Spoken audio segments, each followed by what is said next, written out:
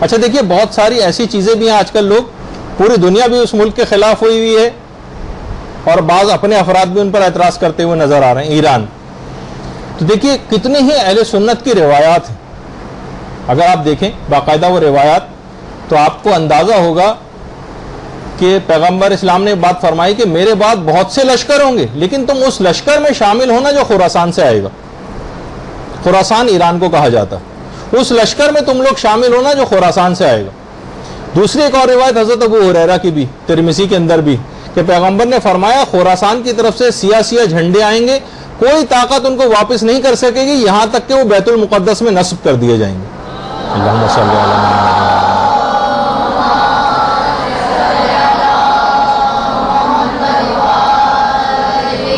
یہ سارے حوالے لکھے ہوئے ہیں. حافظ ابن کثیر نے نیچے نوٹ لکھا ہے کہ سیاہ جھنڈے وہ نہیں جو ایک مرتبہ ابو مسلم خراسانی لے کر آیا تھا جس نے بنو امیہ کا ملک چھین لیا تھا, بلکہ یہ دوسرے جھنڈے ہیں جو امام مہدی کے عہد میں ظاہر ہوں گے. اور پیغمبر نے یہ بھی فرمایا, صوبان سے روایت ہے مسند احمد ابن حنبل میں بھی اور سنن بہقی میں بھی, صوبان جو رسول کے آزاد کردہ غلام بیان کرتے ہیں, رسول نے فرمایا جب تم دیکھو کہ سیاہ جھنڈے خراسان کی جانب سے آ رہے ہیں تو ان میں شامل ہو جانا, اگرچہ برف کے اوپر گھٹنوں کے بل چل کے ہی کیوں نہ آنا پڑے, کیونکہ ان میں اللہ کا خلیفہ مہدی ہوگا. تو آپ نے دیکھا کہ کیسی صحیح جو ہے وہ روایات ہیں. تو بہت اچھا. اب دیکھیے بہت سارے سادہ لوگ افراد جو ہیں وہ یہ سمجھتے ہیں کہ امام زمانہ جب تشریف لائیں گے تو سب کام خود بخود ہی ہو جائیں گے, دشمنوں کو بھی امام خود برباد کریں گے اور تلوار بھی امام خود ہی چلائیں گے, جنگ بھی معجزاتی انداز میں جیت لیں گے, بس ہر طرف اس کے بعد خوشیاں ہو جائیں گی, لذتیں ہوں گی, عیش و آرام اور چین ہوگا, حکومت جو ہے ہم کو مل جائے گی, ہمیں خود کچھ بھی نہیں کرنا پڑے گا, قربانیاں دینے والے تو یقیناً امام اپنے ساتھ ہی لے کر آئیں گے, ہمیں کچھ نہیں کرنا پڑے گا. ایسے افراد اگر امام آ گئے, امام اگر یہ فکر رکھنے والے جن کو کرنا کرانا کچھ نہیں اور صرف یہ عیش و آرام کا انتظار کر رہے ہیں, ان کا رویہ ان کوفیوں کے رویوں کی طرح سے ہو جائے گا جنہوں نے خود امام حسین کو بلایا تھا, منتیں کی تھیں, لیکن جب وقت عمل آئے تو لوگ اپنے گھروں میں دبک کے بیٹھ گئے تھے اور کوئی کام کر کے نہیں دیا تھا. بلکہ بہت سی روایتوں میں یہ بات آئی ہے کہ جب جس وقت امام زمانہ تشریف لائیں گے تو یہ ایسے بہت سارے افراد جو بے عمل قسم کے ہوں گے,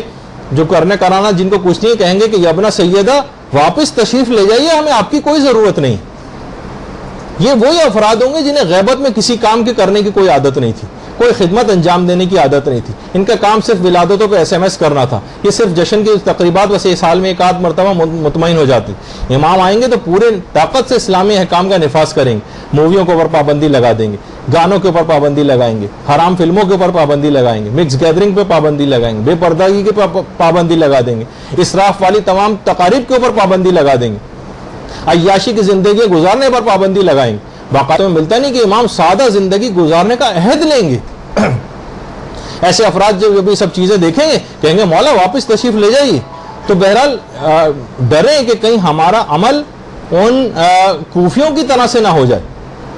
کہ جنہوں نے امام کو اس زمانے میں خطوط لکھے تھے اور